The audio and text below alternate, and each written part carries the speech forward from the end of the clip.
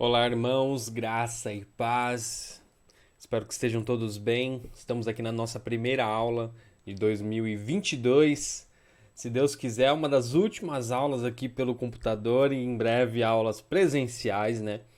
Eu sou muito grato a Deus por estar mais uma vez aqui com vocês, tendo essa oportunidade de compartilhar a palavra de Deus, tendo essa oportunidade de realmente me comunicar com vocês e a gente junto aprender, tá? Agradeço aí o pessoal da EBD, especialmente o Henrique, pela oportunidade de estar aqui com vocês mais uma vez. E vamos orar nesse momento, agradecendo a Deus por esse momento, por esse ano que se passou e por esse ano agora que estamos adentrando, né? E que ele possa ser uma bênção de muito aprendizado, assim como foi o ano passado. Vamos orar? Pai, obrigado pela tua graça, pelo teu amor, pelo teu evangelho que é vivo e verdadeiro. Abençoa o nosso coração e a nossa vida, para que a cada dia mais nós sejamos motivos, ó Pai, para que outras pessoas também conheçam esse evangelho.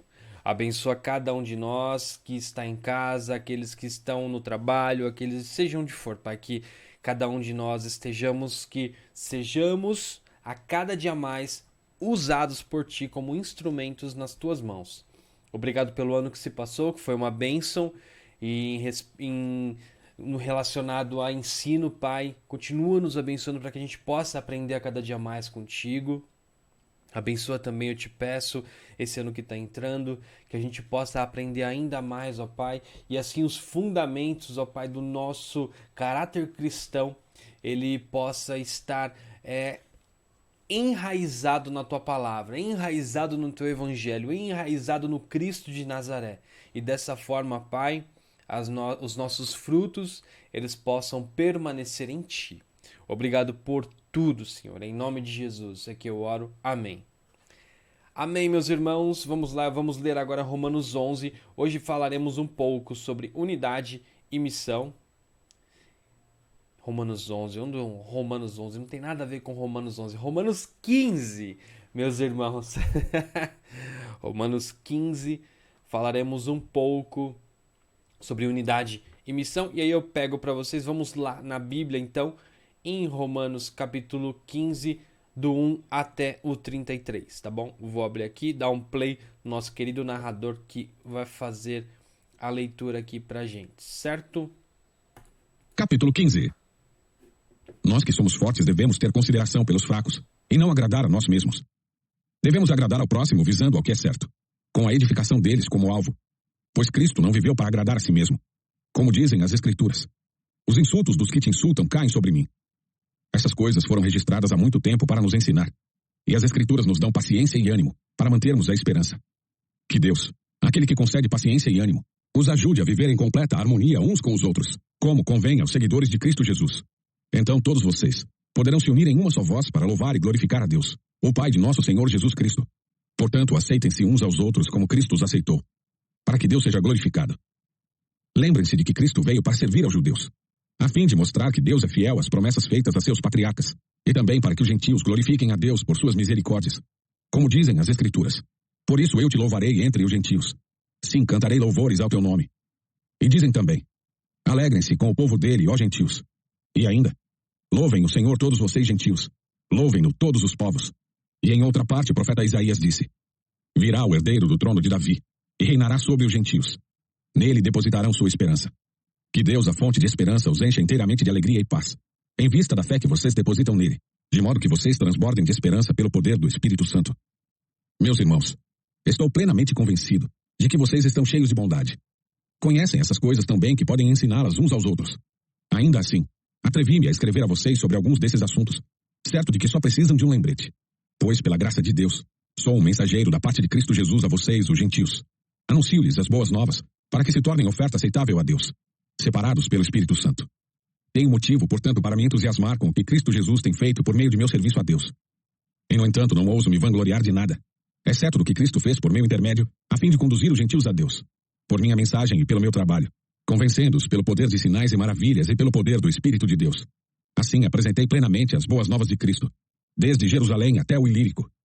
Sempre me propus anunciar as boas novas onde o nome de Cristo nunca foi ouvido, para não construir sobre alicerce alheio. Pois, conforme dizem as Escrituras, aqueles aos quais ele nunca foi anunciado verão, e os que nunca ouviram falar dele entenderão. É por isso, aliás, que há tanto tempo tenho adiado minha visita a vocês, porque estava pregando nesses lugares. Mas agora que terminei meu trabalho nessas regiões, e depois de tantos anos de espera, estou ansioso para visitá-los. Planejo ir à Espanha, e quando for, espero passar por Roma. E depois de ter desfrutado um pouco de sua companhia, vocês poderão me ajudar com a viagem. Antes de visitá-los, porém, devo ir a Jerusalém para servir ao povo santo de lá, pois os irmãos da Macedônia e da Acaia juntaram de boa vontade uma oferta para os pobres, dentre o povo santo em Jerusalém. Ficaram contentes em fazê-lo, pois se sentem devedores deles, porque os gentios receberam as bênçãos espirituais das boas novas dos irmãos em Jerusalém. Consideram que, no mínimo, podem retribuir ajudando-os financeiramente. Assim que eu tiver entregado o dinheiro e completado essa boa ação dos gentios, irei à Espanha, visitando vocês de passagem. E estou certo de que, quando for, Cristo abençoará ricamente nosso tempo juntos. Irmãos, peço-lhes em nome de nosso Senhor Jesus Cristo, e pelo amor que lhes foi dado pelo Espírito Santo, que se unam a mim em minha luta orando a Deus em meu favor. Orem para que eu me livre dos que estão na Judéia e que se recusam a crer. Orem também para que o povo santo em Jerusalém se disponha a aceitar a oferta que estou levando. Então, pela vontade de Deus, poderei visitar vocês com o coração alegre e teremos um tempo de descanso juntos. Que o Deus que nos dá sua paz esteja com todos vocês. Amém.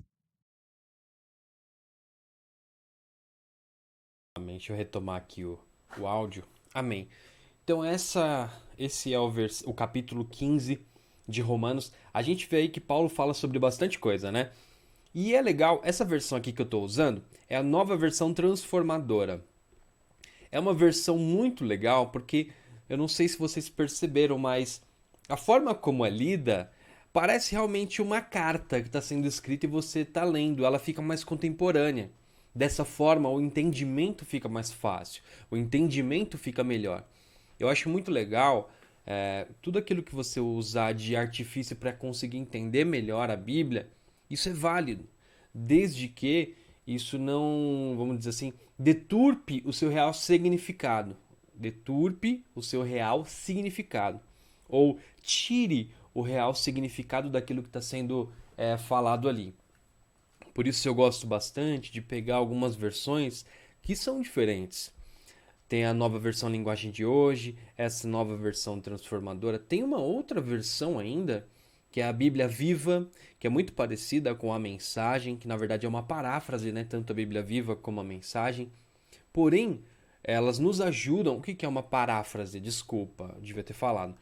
Uma paráfrase, nada mais, nada menos, é a escritura ou um trecho de alguma coisa, já explicado com a versão daquele que está escrevendo. Por exemplo, no caso da Bíblia A Mensagem, é uma paráfrase da Bíblia de acordo com Eugene Peterson, que foi o escritor da A Mensagem. Que significa que o Eugene Peterson ele leu a Bíblia e ele entendeu daquela forma e transcreveu praticamente a mesma coisa, porém do jeito que ele entendeu, dando ali a carinha do Eugene Peterson também. Por isso que acaba se tornando uma paráfrase. Dessa forma, existem ainda coisas que podem ser aprofundadas dentro do texto bíblico original. Mas é importante a gente ter essas paráfrases também para a gente conseguir entender melhor o texto, tá? Aqui, vou mudar o slide aqui para a gente conseguir entender. Unidade e missão, a gente vai falar, lembrando que nós estamos utilizando esse livro aqui, ó, do Timothy Keller. Opa, ao contrário, não, Daniel?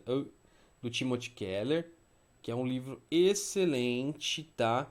Romanos para você.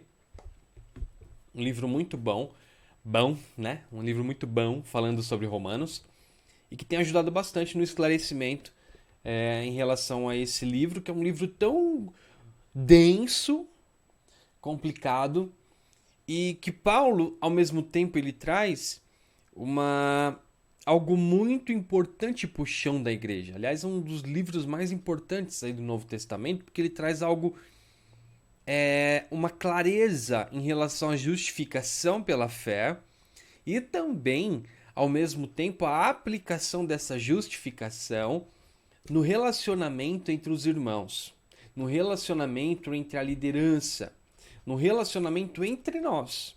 Então, por isso que é muito importante o livro de Romanos e a gente entender realmente com clareza aquilo que Paulo está falando para a gente.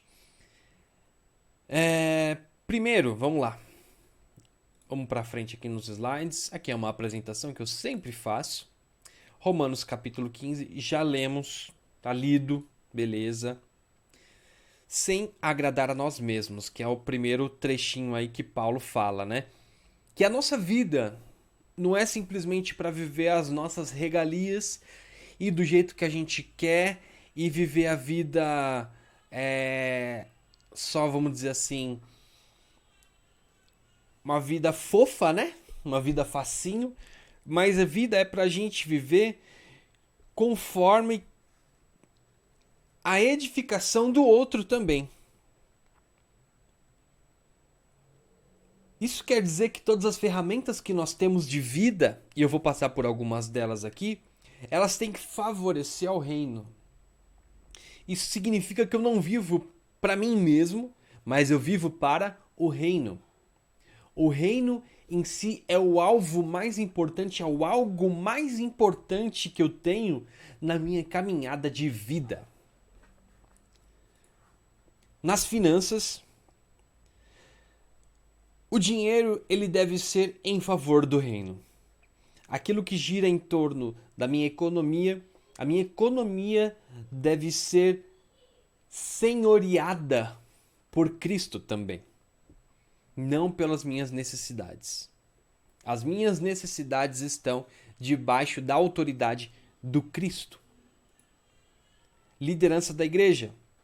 Os cristãos na liderança da igreja não devem planejar o ministério, nós não devemos planejar o ministério para que seja também fofinho para a gente, para que seja fofo, mas sim para que possa edificar a vida de outros, tanto os de dentro como também os de fora. Tem um outro aqui que acho que pulei sem querer, que é o relacionamento. Que a gente não deve se relacionar somente com aqueles que são iguais a nós.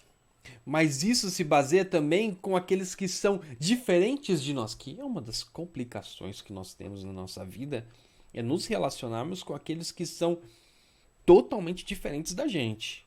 Essa é uma dificuldade que a gente tem, tanto na vida em sociedade, na nossa casa, na igreja, profissionalmente, no metrô, ou seja lá onde for. É uma dificuldade que a gente tem no relacionamento. Porém, o que a Bíblia nos ensina, principalmente aqui no caso Romanos, é que os relacionamentos fazem parte aí de uma vida cristã ativa. O outro aqui, opção de residência, onde a gente vai morar. Onde a gente vai morar não é simplesmente pelo nosso conforto, mas sim onde eu vou morar que possa ser benéfico ou possa ser edificante para o reino. Eu sei que tudo isso que a gente está falando aqui gira em torno de sair um pouco da nossa zona de conforto. Aliás, isso implica muito de sair da nossa zona de conforto. Aliás, o evangelho é sair da nossa zona de conforto, né? O evangelho de Cristo, ele faz com que nós nos movamos, que a gente se mova. É por isso que um evangelho passivo ele não é evangelho. É por isso que um evangelho que não desfruta dos valores do reino e que simplesmente é centrado na própria pessoa ou a pessoa só pensa nela mesma ou nos seus ali da sua casa, isso não é o evangelho. O evangelho ele é mais abrangente, é para fora, né? E relacionamento na igreja. Paulo aplicou o capítulo 14 especificamente, falando aí, né? Quando a gente falou na aula passada do fraco e do forte, como deve ser esse relacionamento. Como um deve abrir mão de algumas coisas e o outro abrir mão de outras, para que esse relacionamento possa ser possível. E o respeito. E o respeito. Jesus Cristo nos serve tanto de exemplo quanto de motivação. Lá no versículo 3 ele diz o quê? pois Cristo não viveu para agradar a si mesmo. Como dizem as Escrituras, os insultos dos que te insultam caem sobre mim. É difícil, olha, a cada dia mais na sociedade, numa sociedade que prega que você deve ser feliz a todo custo, que você precisa procurar e ir em busca da sua felicidade, deve agradar a si mesmo, deve ser uma pessoa que busque os seus próprios prazeres. Você dizer isso para uma pessoa, dizer isso e olhar para a Bíblia é totalmente incongruente, é totalmente, como é que eu posso dizer? É desfocar, sabe? É tirar do foco o que a Escritura está dizendo pra gente. Se Cristo não viveu para agradar a si mesmo, aliás, pensa comigo aqui por um minutinho. O que seria mais fácil para ele? Viver como um rei, como as pessoas. Ele era muito bem relacionado, ele era muito bem visto pelos outros. Seria muito mais fácil para ele permanecer vivo, vivendo como um rei, vivendo com regalias, vivendo uma riqueza, vivendo algo extremamente legal, podendo conhecer muitos lugares, do que simplesmente se doar e morrer por outras pessoas. Simplesmente se doar e morrer. Servir de insulto para aquilo que era o nosso insulto para ser para a gente, foi para ele. E ele mesmo assim se doou. Mesmo assim ele se entregou. Então o que era mais fácil para ele? Mais fácil era, né? Para quê? Mas o Cristo ele não foi pelo caminho mais fácil. E isso é um desafio tremendo pra gente. Pelo menos, eu não sei se para vocês, mas para mim é um desafio tremendo, porque o ser humano ele busca o conforto, né? Nós buscamos o conforto. Você mesmo está aí na frente da sua casa, está vendo pelo seu celular, você quer um celular legal para conseguir fazer as suas coisas, está no computador, você quer um computador legal para poder fazer suas coisas, tudo isso é legal, é pertinente, fica tranquilo. Mas isso não deve ser o alvo da sua vida. Isso não deve te congelar para aquilo que você realmente foi chamado, que é para servir.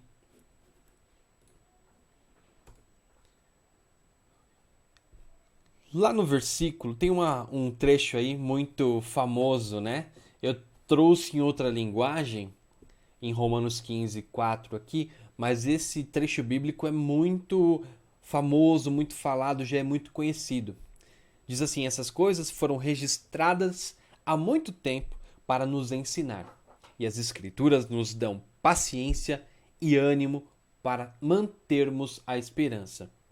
Tudo que Será que eu estou lendo certo? Pensando aqui, tudo que foi escrito para o nosso ensino foi escrito? Acho que essa é a tradução. Eu vou até confirmar aqui, junto com vocês, direto na Bíblia, que geralmente é atualizada.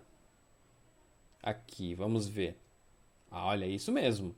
Pois tudo quanto outrora foi escrito para o nosso ensino foi escrito, a fim de que, pela paciência e pela consolação das Escrituras, tenhamos esperança. Ou seja, um trecho aí, um texto bem conhecido já. E o que ele significa? Primeiro, né? O que são as Escrituras? As Escrituras são aplicáveis por inteiro ao dia de hoje. Existem muitas pessoas que não concordam com essa afirmação.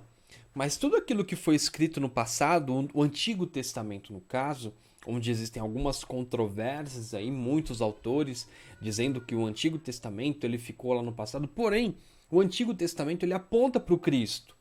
E o próprio Paulo traz o Antigo Testamento, principalmente aqui no capítulo 15, o apóstolo Paulo traz o Antigo Testamento como algo atual, não algo que ficou no passado e que não deve ser utilizado ainda hoje. Não, é algo extremamente atual. E a Bíblia por inteiro, é aplicada aos nossos dias. Não se deixe enganar. Não se deixe enganar. Porque muitos e muitos autores, muitos e muitos pregadores vão dizer por aí que existem trechos bíblicos que não são aplicáveis para o dia de hoje. Porém, olha para o Cristo. Olha para o Cristo. Aquilo que foi escrito no Antigo Testamento aponta diretamente para o Cristo. É dessa forma que a gente deve interpretar e ler a palavra de Deus. Segundo, as Escrituras são centradas em Cristo. É basicamente o que eu acabei de falar, né? Tudo que diz nas Escrituras falam do Cristo. Tudo aquilo que foi escrito antes fala a respeito do Cristo. 3. Se usadas de maneira adequada, as Escrituras aumentarão a esperança. Por meio principalmente da perseverança. Significa que a Bíblia nos chama para um trabalho duro e a disciplina, que é perseverar nas Escrituras, que é perseverar no caminho, que é perseverar em continuar fazendo e sendo aquilo que o Cristo chama a gente para ser. E se a gente estiver disposto a ouvir tanto os mandamentos quanto as promessas, a esperança vai crescer dentro do nosso coração. E quem faz isso é o Espírito Santo, através da sua palavra. Um espírito de unidade. Lá em Romanos 15, 5 e 6 a gente vê aí o Paulo falando sobre isso. A unidade vem não quando a buscamos. Ela é antes um subproduto de quando buscamos seguir a Cristo. A unidade só vem quando a gente busca o Cristo. Porque a unidade, ela está, vamos dizer assim, na mesma esteira e ela vem naturalmente quando o Cristo nos encontra, quando o Espírito Santo nos impulsiona no relacionamento com o outro. Isso é a coisa mais maravilhosa que existe no Evangelho, de buscar o Espírito Santo e a Palavra de Deus. Quando a gente busca o Cristo, a unidade, a compreensão, o desapego, a confiança, a humildade, tudo isso brota no nosso coração. E para uma unidade, para a gente viver em unidade, a gente precisa exatamente disso. É sermos mais Cristo. É eu ser mais Cristo e menos Danilo. É eu deixar mais o Cristo entrar dentro do meu coração e mais o Danilo se colocar cada dia mais abaixo e sob a autoridade do Cristo. Um cristão passivo não experimenta a unidade. O que é um cristão passivo? Um cristão passivo, não, na verdade, não é um cristão, tá? Um cristão passivo, na verdade, não é um cristão. Tinha um professor no seminário que ele gostava de utilizar bastante um exemplo. Ele falava assim, não existe cristão não praticante. Ele falava, eu sou um astronauta, mas eu não sou praticante. E essa é a verdadeira realidade. Eu posso falar qualquer coisa que eu sou, porém eu não sou praticante. Mas eu só posso ser se eu pratico. Eu só posso ser um cristão se eu ando como Cristo andou. Eu só posso ser um discípulo de Cristo se eu replicar os ensinamentos de Cristo, não nas palavras, mas no caminhar. Isso a gente vai ver mais pra frente. Que Deus, aquele que concede paciência e ânimo, olha que lindo, hein? Que Deus, aquele que concede paciência. Paciência. Paciência. Essa é uma das palavras que a gente mais precisa nos dias de hoje. E ânimo, os ajude a viver em completa harmonia uns com os outros, como convém aos seguidores de Cristo Jesus. Olha, isso daqui que Paulo fala é de uma sabedoria É de uma sabedoria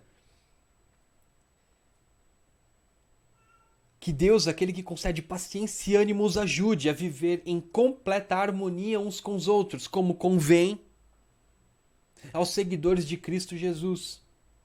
Então todos vocês poderão se unir em uma só voz para glorificar a Deus, o Pai de nosso Senhor Jesus Cristo. Olha, que maravilhoso! Que maravilhoso a gente ouvir isso. Um tempo onde a gente vê tanta discordância por coisas que não estão relacionadas à vida de fé. Por coisas que estão relacionadas a coisas terceiras. Que na verdade pode haver discordância. Gente, a gente pode discordar, tá? Nós podemos discordar, não tem problema nenhum nisso. Porém, quando é o Espírito Santo que atua dentro de mim, quando é o Espírito Santo que atua dentro de você, o espírito de unidade, ele fala muito mais do que as nossas discordâncias. O espírito do Cristo de Nazaré, que é o que, olha o que Paulo fala assim: vivam em completa harmonia uns com os outros, como convém aos seguidores de Cristo. Tá bom, agora eu te pergunto: com quantas pessoas você deixou de falar por conta de política? Com quantas pessoas você deixou de falar por conta de futebol? Ou de discussões das mais variadas que você pode imaginar, que você sabe que você teve, né? Quantas vezes? O que Paulo está falando aqui é que quando o Espírito Santo te transforma, quando é o Espírito Santo que vem dentro do seu coração e te impulsiona à unidade, só dessa forma você consegue levantar a sua mão e louvar junto com o irmão que discorda de você em algumas opiniões. Isso é maravilhoso. E a unidade do cristão deve girar em torno disso. Em torno de eu não deixar as minhas convicções, não de forma alguma, fica tranquilo. Mas que o amor pelo outro ele seja ainda muito maior, de que eu não deixe que a harmonia seja abalada por conta disso.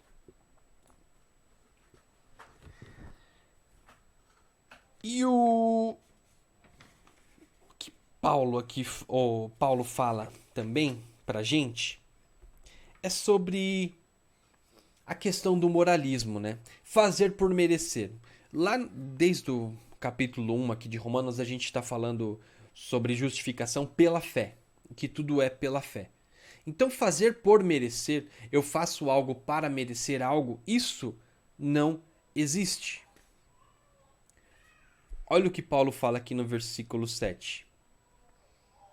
Portanto, aceitem-se uns aos outros como Cristo os aceitou, para que Deus seja glorificado. Quando uma pessoa ela acredita que eu só fazer por merecer é algo que pode é o ideal, vamos dizer assim, que essa pessoa ela começa a julgar o outro, porque ela acredita que a salvação dela e a fé dela ela está baseada diretamente nas suas ações, que de acordo com aquilo que ela faz, ela merece algo. Porém, a gente viu uma desconstrução desde o início aqui do livro de Romanos falando sobre isso. Eu falei sobre isso na aula passada também. E quando a gente começa a achar que o fazer por merecer é o alvo aí da nossa vida cristã, a gente começa também a olhar para o outro e desmerecer aquilo que o outro é por causa dos seus erros e dos seus pecados. Significa que a partir do momento que eu começo a achar que eu tenho que fazer por merecer, ou que o outro tem que fazer por merecer, eu desprezo o outro e isso abala a nossa unidade, porque eu acredito que aquilo que o outro está fazendo o desmerece diante de Deus. Porém, Cristo, é a frase que eu coloquei aí, aceita a gente apesar da gente. Cristo aceita a gente apesar da gente. Eu não sei se eu falei isso na aula passada, mas eu cheguei para um rapaz e perguntei para ele, fala uma coisa, o que você pode fazer para decepcionar Deus? Aí ele falou assim, fazer algo que ele disse para eu não fazer e não agradá-lo, né? Aí eu falei, mas ele já não sabia que você ia fazer isso? Ele já não te conhece? Quando ele morreu por você, ele já não sabia disso? Ele já não sabia que isso ia acontecer? Então isso não é uma decepção. Deus já te conhece. E apesar dele já te conhecer, mesmo ele já te conhecendo, sabendo a pessoa que você é no seu mais íntimo, mesmo assim, ele te aceita. Mesmo assim, ele morreu por você. E mesmo assim, ele te justificou. Essa é uma das coisas mais lindas do Evangelho. E quando eu entendo isso a cada dia mais, isso me traz um ânimo tremendo ao meu coração, porque isso me faz olhar para o Cristo e ser muito e muito grato. E ao mesmo tempo que eu olho para o Cristo, isso me faz ser grato, eu olho para o outro, depois de olhar para mim, eu olho para o outro e compreendo que o outro também tem fraquezas. Então não cabe a mim, um fraco, olhar para o outro e ficar julgando o outro pelas suas fraquezas. Isso que é maravilhoso e essa é a graça do Evangelho de Cristo Jesus. Cristo para todos. Aqui, quando a gente fala do Cristo para todos, deixa eu ver aqui o slide, é isso mesmo. A gente sabe, dentro do livro de Romanos aqui, Paulo fala bastante disso porque existia na época uma grande divisão entre judeus e gentios. A gente vê isso logo no o próprio Cristo quebrando isso, falando lá em Samaria, falando para a mulher de Samaria. O próprio Cristo falando para as pessoas onde deveriam adorar. Enfim, existia o Cristo quebrou isso. Por quê? Porque o Cristo veio para todos. Cristo veio para todos. Primeiro ele se tornou servo da circuncisão, para confirmar o quê? As promessas feitas aos patriarcas lá atrás.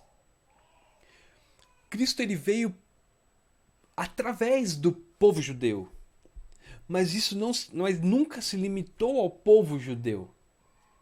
Ele veio para o povo judeu, mas nunca se limitou ao povo judeu e nunca foi o seu intuito se limitar ao povo judeu. Olha o que diz aqui. Lembrem-se de que Cristo veio para servir aos judeus, a fim de mostrar que Deus é fiel às promessas feitas aos seus patriarcas, ou seja, está apontando para o Antigo Testamento. E também para que os gentios glorifiquem a Deus por suas misericórdias, como dizem as Escrituras.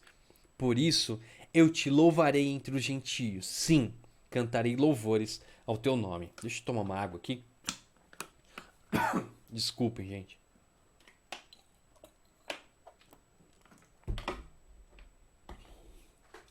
O propósito de Deus sempre foi ter um povo constituído de todas as nações, judeus e gentios.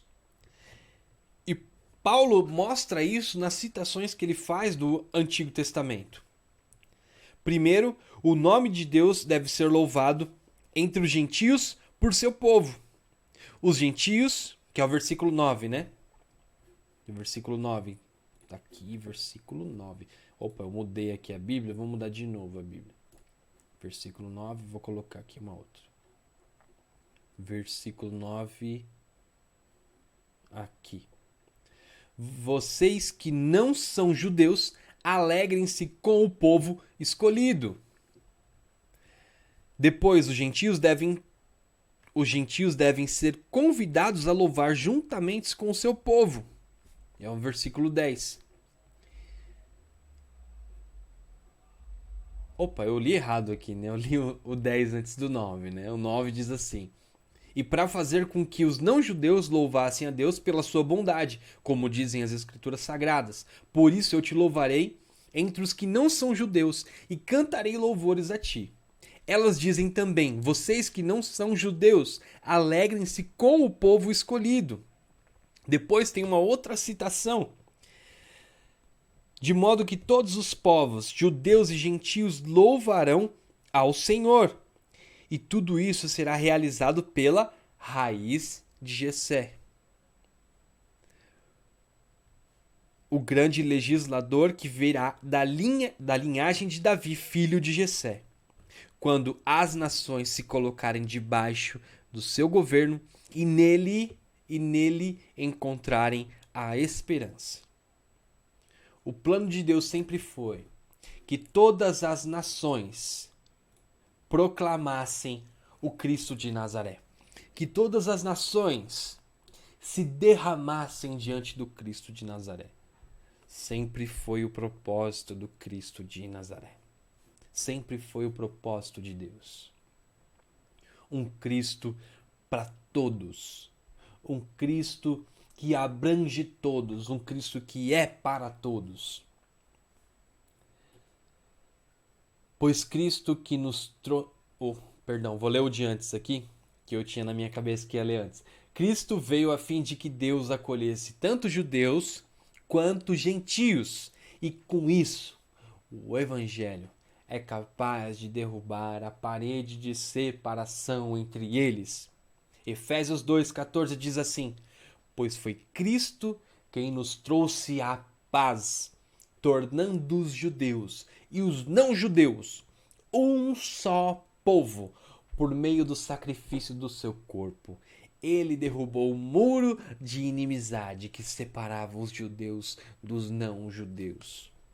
E isso só pode ser feito, esse derrubar de muros, esse acabar com a inimizade, só pode ser feito através do sacrifício vivo de Cristo Jesus, através do Espírito Santo atuando na minha vida e na sua vida a cada dia mais, transformando o nosso coração e virando a nossa cabeça, tirando a nossa cabeça do olhar para o umbigo e fazendo com que a nossa cabeça possa olhar diretamente no olho do outro, para compreender, para ouvir, para entender o contexto da vida dele, para entender quem ele é, principalmente amá-lo, principalmente sentar para comer junto, principalmente entender e amar e andar junto. Isso só é possível por meio do Espírito Santo. O compartilhar do Evangelho. Aí a gente fala um pouco sobre a missão. A missão, que é o que Paulo mais amava. Paulo amava a sua missão. E Paulo fazia isso com paixão. Paulo não compartilhava por dever, ele compartilhava por paixão. Testemunhar não é um acréscimo à vida cristã, uma porção central. Testemunhar não faz parte de um adereço da sua vida cristã. Testemunhar é o que você... é o cerne. É o cerne. É o ponto central. É aquilo que te move como cristão. É testemunhar. Ser uma testemunha. Segunda coisa que impulsionava a motivação de Paulo para evangelizar eram vidas transformadas. O objetivo também do nosso evangelismo não é que o outro faça a repetição da oração da conversão lá na frente, levante sua mão, ou seja lá o que for. Mas deve de fazer discípulos.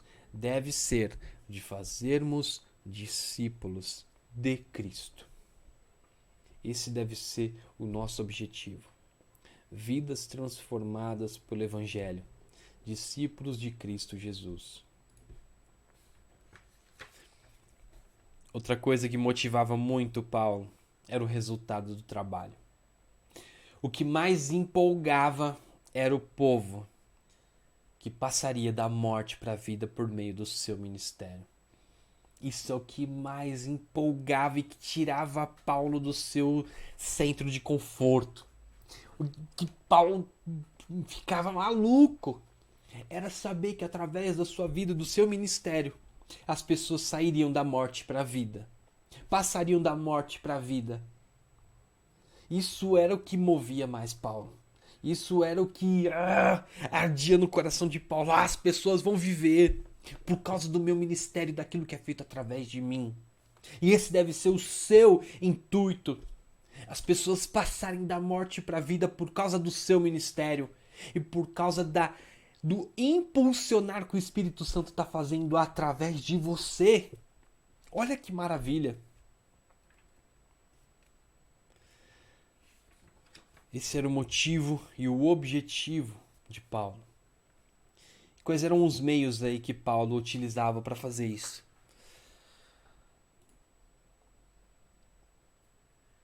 Opa, acho que... tá certo. Achei que tinha errado aqui no slide. E, no entanto, não ouso me vangloriar de nada, exceto do que Cristo fez por meu intermédio, a fim de conduzir os gentios a Deus, por minha mensagem e por meu trabalho. Paulo tinha muitas estratégias aí para o evangelismo. E Paulo, ele gostava não de ir em lugares onde as pessoas já tinham ido. Primeiro, o ministério de Paulo... Deixa eu ver se eu não estou falando algo que eu já coloquei mais pra frente aqui. Acho que não, né, gente? Acho que tá certo. Só para eu não me perder aqui. O ministério de Paulo era um ministério pioneiro. Ele gostava de chegar primeiro nos lugares. E a segunda coisa que Paulo gostava de fazer era o ministério urbano. Paulo, quando ele ia pregar, ele não ia para cidadezinhas pequenas, não, ele ia para os grandes centros. E ele só sossegava quando esse grande centro fosse pulverizado pela palavra de Deus, pelo evangelho, e eles conseguissem se organizar de uma forma que não precisassem mais dele. Então, esses eram os meios que Paulo utilizava. Esses eram os objetivos de Paulo, chegar nos grandes centros ali e formar uma igreja, formar um povo.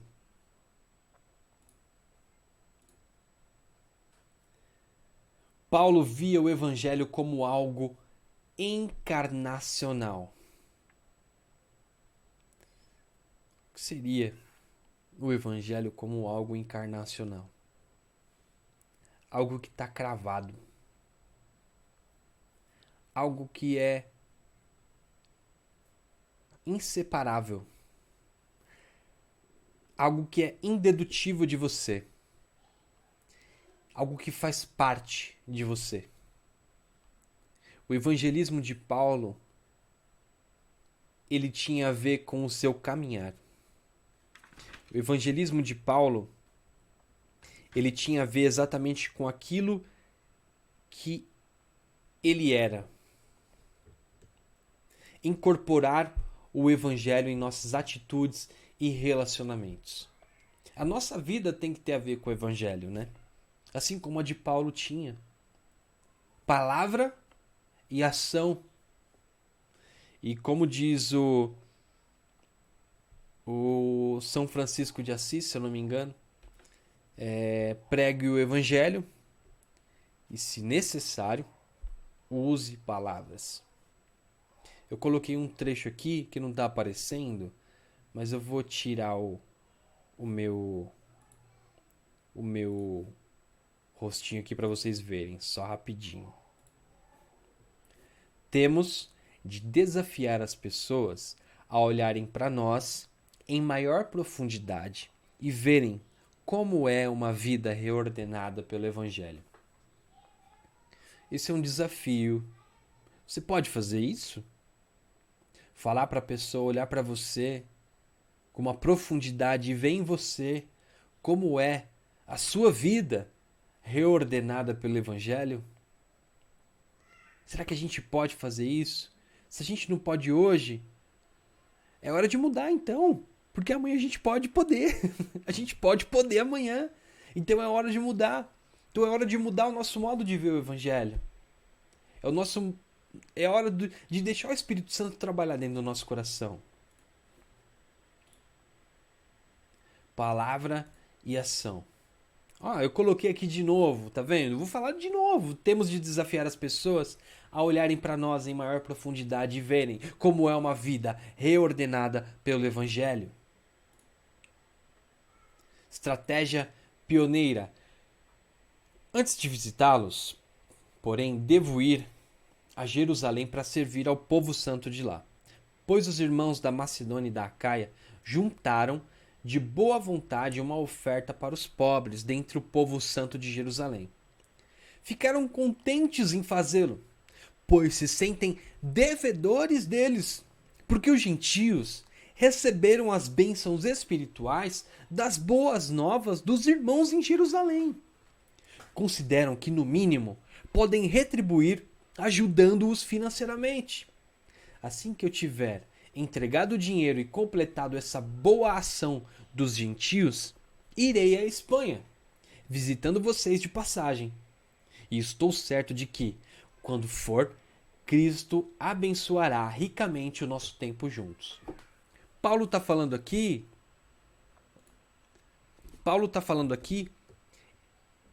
do desprendimento de coração que os gentios tiveram em agradecer ao povo judeu que estava passando necessidade. Eles tiveram um desprendimento de ajudar financeiramente. Por quê? Porque é o Espírito Santo que estava impulsionando o povo gentio. Porque o povo gentio era um povo transformado pelo Evangelho do Espírito Santo. E um povo transformado pelo Evangelho sabe que eu devo ajudar o outro. Um povo transformado pelo Evangelho sabe que as minhas finanças não são minhas, são do outro. Um povo transformado pelo Evangelho sabe que aquilo que é meu não é meu, é do outro. Aquilo que é meu não é meu, é do Cristo. E o Cristo precisa usar para abençoar uma outra pessoa. Então, o povo gentio entendeu isso. E como forma de agradecimento, por saber do Cristo de Nazaré, por entender a mensagem do Evangelho, eles doaram. Doaram. Desprendimento de coração, generosidade. Ia faltar para eles? Não. Não. Porque eles tinham fé.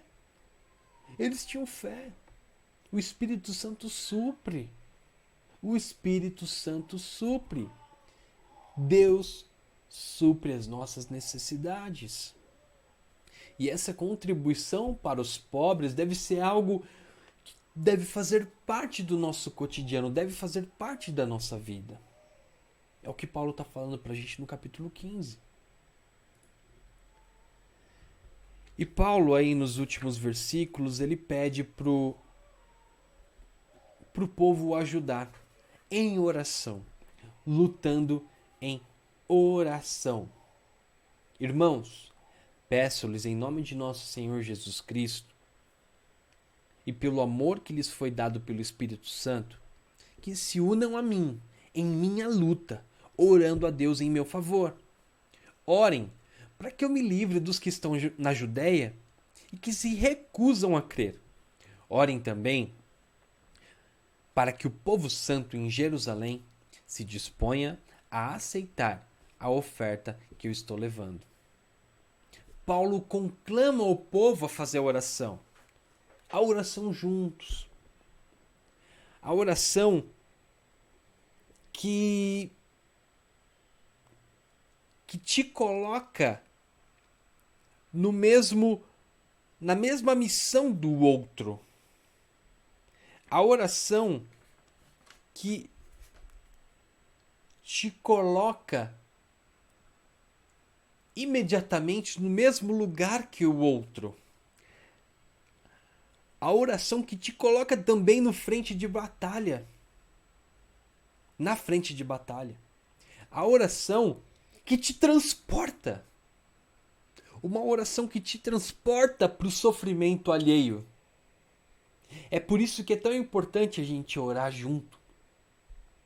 É por isso que é tão importante nós estarmos juntos em oração. É por isso que a oração é uma arma poderosa. E é uma arma de guerra. Para a gente lutar junto. Paulo, em seu ensinamento sobre a oração e essa luta, ele conclama o povo porque ele sabe. E quando o povo ora, o povo está junto com ele. Quando o povo ora, o povo se soma a ele. Quando nós oramos, nós deixamos de ser indivíduos e passamos a ser comunidade. Quando nós oramos, nós deixamos de ser indivíduos e passamos a ser corpo de Cristo. Isso é que deve mover os nossos corações. Eu não sei se eu coloquei aqui, deixa eu dar uma olhada. Acho que eu não coloquei. O João Calvino ele diz assim: os piedosos devem orar por seus irmãos, assumir seu lugar, como se tivessem sido colocados nas mesmas dificuldades. Os piedosos devem orar por seus irmãos, assumir seu lugar, como se tivessem sido colocados nas mesmas dificuldades. Esse é o nosso lugar. O lugar de pessoas unidas em Cristo por causa do sacrifício de Jesus, através agora, unidos por causa, ou melhor, unidos agora através do Espírito Santo de Deus. Gente, que Deus abençoe a vida de cada um de vocês. Fico à disposição, caso tenham alguma dúvida. Eu espero de verdade ter sido o mais claro possível nessa aula e ter ajudado vocês a compreenderem mais o significado da palavra de Deus. Tem muito mais coisa que a gente podia falar, tem muito mais. Mas de verdade, que esse momento tenha sido um momento de aprendizado para vocês. Eu sou muito grato por ter tido essa oportunidade de falar com vocês agora. Que seja um ano maravilhoso de muita riqueza espiritual para cada um de vocês. Que o Espírito Santo possa nos impulsionar a ficarmos mais próximos uns dos outros, tá bom? Eu quero orar mais uma vez. Pai, obrigado pelo teu amor, pela tua graça, por essa aula. Obrigado por ter me usado de misericórdia para falar com cada um dos nossos irmãos. E que, Pai, essa aula atinja os corações e a gente possa compreender aquilo que é tão importante na sua palavra, Pai. Que a gente crer nela e ter o nosso coração modificado por causa dela, Pai. Obrigado por tudo, Senhor. É em nome de Jesus que eu oro. Amém. Amém, irmãos. Que Deus abençoe cada um de vocês. Foi um grandíssimo prazer. Um beijo a todos.